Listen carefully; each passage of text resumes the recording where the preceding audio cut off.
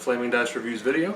My name is Matt, and today we're going to be taking a look at the 2015 Spiel de Jahres nominee, Machi Koro. And Machi Koro is a engine building game with a dice rolling mechanic that has a city building theme. Players are city managers attempting to be the first to finish a series of projects. Sound complicated? Not at all. Machi Koro has a simple, elegant theme. Let's take a look at it, and I'll meet you back here for my final thoughts. Inside of Machi Koro is the rulebook, starter buildings. Each player starts with a bakery and a wheat field. And then you have a bunch of upgrade buildings that a player can add to their town in order to help them make more money. The construction projects, which are the point of the game. First player to build one of each of these construction projects wins. Game comes with 2 dice, 1 blue die and 1 green die, and then money in 1, 5, and 10 denominations. Now let's take a look at how the game plays. Now, one of the great things about Machi Koro is how absolutely simple it is. Just about anybody can learn to play this game. For example, these are the 2 starter buildings that players get, the wheat field and the bakery. Now on a player's turn, they roll a die, and the number that is rolled activates numbers at the top, or buildings that have that number at the top. For example, on my turn I rolled a 2, so my bakery activates, and it says I get 1 coin from the bank on my turn only. That's because the bakery is a green building. Now let's go through those right quick. Green buildings allow a player to get coins or money on their turn only. So if I roll a 4 for the convenience store, I get 3 coins from the bank. Blue coins allow a player to get money on anybody's turn. So if anybody rolls a 5, the forest activates, and I get to get a coin. Doesn't matter if I roll the 5 or one of my opponents rolls the 5. Of course, if my opponent has this and I roll a 5, they get the coin. Red buildings, which are restaurants, allow you to get money on other people's turns, and instead of the money coming from the bank, it comes from your opponents. So for example, if my opponent rolls a 3 and I have this cafe, then I get to get a coin from them. And then there are purple buildings. Now purple buildings are unique in that you can only own one of each. So I can only own one TV station. Now I can own multiple cafes, I can own multiple forests, multiple convenience stores. But the purples, you can only own one of each of. Now there are 4 special buildings in this game, and these are actually the objectives. Once a player builds all 4 of these buildings, the train station, the amusement park, the shopping mall, and the radio tower, that player wins. So these buildings start in your player area face down, and it has a construction symbol on there. Once a player pays these costs, they get to flip the building over, and they're 1 step closer to victory. And then each one of these buildings, these 4 objective buildings, gives you a bonus. For example, once every turn you can choose to re-roll your dice for the radio tower. And here you can see the abilities for the amusement park and the train station. Now the train station is probably going to be the first one you get, so that it allows you to either roll 1 or 2 dice on your turn, so that if you purchase these higher buildings that activate on say 11 or 12, you have a chance of doing so with 2 dice.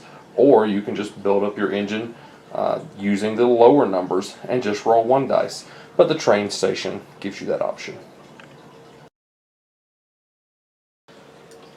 Now, I think that the best way to show how to play Machi Koro is to show some example rounds. So here I have my 2 starter buildings, the wheat field and the bakery. I have my 4 construction projects, and again, these are how a player wins the game. The first player to build all 4 of these buildings wins. So I have them over on the side. I have my starter 3 coins, and now we're going to start at round 1, and I'm going to show you what happens. I rolled a 6. Now my buildings only activate, the wheat field activates on a 1, the bakery activates on a 2 or 3, nothing happens. Let's go to round 2, or turn 2. Our opponents go, now it's back to my turn. I rolled a 3. Now the bakery says I get 1 coin from the bank on your turn only. So since I rolled a number that activates the bakery, I get another coin. So now my opponents go, now it's turn 3. I rolled a 3 again. Once again, I get a coin. Now the end of your turn is when you can make purchases. So I have 5 coins, and what I'd like to do is buy 2 more wheat fields.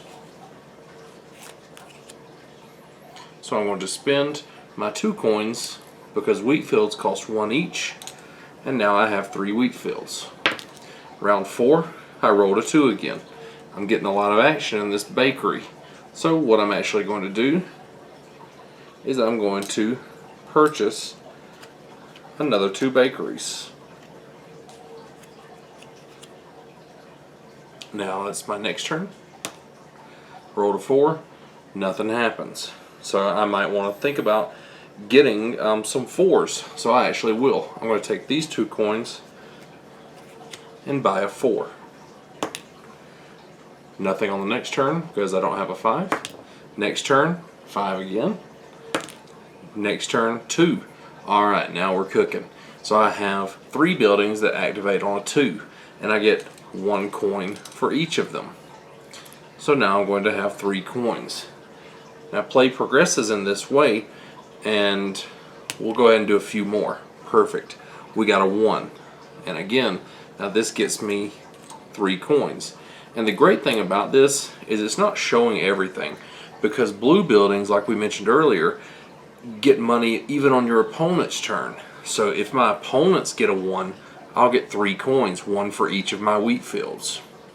So now at this point, I'm going to take 4 of these coins, and I'm going to pay for the train station, and I'm going to flip that over. Now that gets me 1/4 of the buildings that I need to win the game. So now what this does is it allows me to roll 2 dice instead of 1.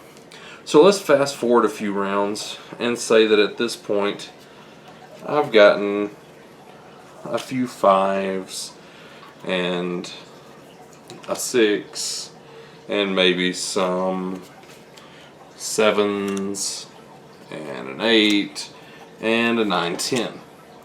Now I can roll 2 dice. Well, of course I still rolled 2, and I'd get my bakeries. So as you can see, the game really builds on itself, and some of the advanced buildings like the cheese factory, it says that you get 3 coins from the bank for each building that has this cow symbol.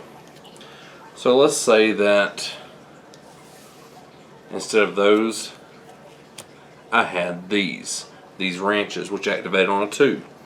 And then on my turn, I rolled a 2. Now the ranches say get 1 coin from the bank on anyone's turn. So if any of my opponents roll a 2, I'll get 3 coins, 1 for each of the ranches. Now, adversely, if I roll a 7, now again this is a green card, so it only activates on my turn, but if I roll a 7, then I get 3 coins from the bank for each cow or each building with that symbol, which is the ranch. And then I have 2 of these buildings. So you can see 7 would be a very hot number for my engine here. So I would get 3 for each. That's 9. If I only had 1 cheese factory, a roll of 7 would get me 9 coins. But since I have 2, that'll get me 18 coins. So even these really expensive buildings, 16, 22, they're very accessible later in the game. And that is Machi Koro in a nutshell.